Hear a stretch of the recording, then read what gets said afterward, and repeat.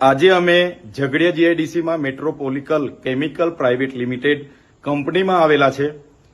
અહીંયા આવવાનું કારણ એટલું છે કે ગત 23 તારીખના રોજ કંપનીની બેદરકારીથી અહીંયા બ્લાસ્ટ થયો. 16 જેટલા કર્મચારીઓ ગંભીર રીતે દાઝી ગયા. ત્યારે એમાંથી એક વ્યક્તિનું મૃત્યુ 2 દિવસ પહેલા સુરત હોસ્પિટલમાં થયું અને બીજા એક વ્યક્તિનું મૃત્યુ આજે થયું અને 14 લોકોમાંથી લગભગ 5 થી 6 લોકો એટલા ગંભીર ઘાયલ છે કે જે 80% આખું શરીર એમનું દાઝીને બળી ગયું છે.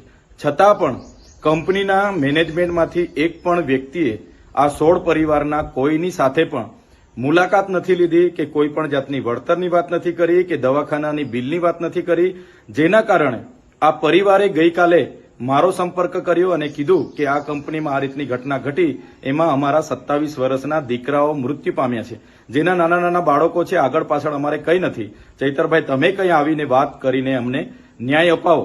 આજે અમે અમારી ટીમ સાથે એ કંપનીના ગેટ પર ગયા અને 11:30 થી લઈને 1 વાગ્યા સુધી ત્યાં ઉપસ્થિત પીઆઈ વાઘેલા, પીએસઆઈ બધાને અમે કીધું કે મેનેજમેન્ટમાં જે કઈ વ્યક્તિ હોય એને ગેટ પર બોલાવો અને અમારી સાથે જે પરિવારજનો આવેલા છે એમની સાથે માનવતાની રાહે જે વળતરની વાત હોય એ વાત કરે અને એમને ન્યાય આપવાનું કામ કરો.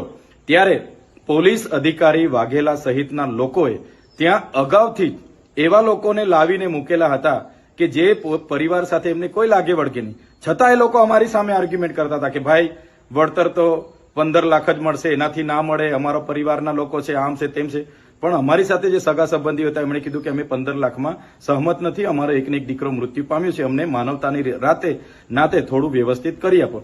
જે બાબતને લઈને 1.5 કલાક સુધી એમણે ગેટ ન ખોલ્યો. અમે ગેટની અંદર ગયા, ત્યાંનો એક વ્યક્તિ રોનક કરીને કોઈ છોકરો હતો, એ તરત દોડી આવીને મને મારી સાથે ઝપાઝપી કરવાના એણે પ્રયાસ કર્યા. પીઆઈની હાજરીમાં મેં કીધું ભાઈ જે વાત કરવા માટે આવ્યા છે એની વાત કરો, બીજું ફાલતુ વાત અહીંયા કરવાની જરૂર નથી.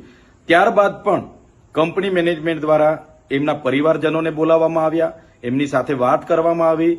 એમ કહેવામાં આવ્યું કે 2 લોકો મૃત્યુ પામ્યા છે, એની જવાબદારી કંપની 15 લાખ સુધી લેશે, એના સિવાય અમે 1 રૂપિયો આપવા માંગતા નથી. જેને લઈને અમે બાદમાં કંપનીની બહાર આવ્યા અને બહાર આવતાની સાથે જ અમારા લોકો પર પોલીસ દ્વારા ત્યાંથી જાહેરનામું છે એમ કરીને લાઠીઓ દ્વારા બહાર ભગાડવાનો પ્રયાસ કર્યો છે. ત્યારે મેં કહેવા માંગુ છું કે પોલીસે આ કાર્યમાં એક માનવતાની રીતે ત્યાંના લોકોના વિશ્વાસ થાય એ રીતના પોલીસે ભૂમિકા ભજવવાની હતી. એની જગ્યાએ 5-5 દિવસ સુધી પોલીસ ત્યાં દેખાઈ નહીં. આજે અમે જવાના હતા ત્યારે પોલીસ ત્યાં આવી ગઈ અને કંપનીના માલિકના કહેવા પ્રમાણે એમણે વળતર નહીં આપવા દેવા માટે આ પરિવારોને પણ નહીં મળે, તમે જ્યાં કરવાના હોય ત્યાં કરી લેજો, તમારાથી થાય તે કરી લેજો, એવું પોલીસના પીઆઈ બોલતા હતા.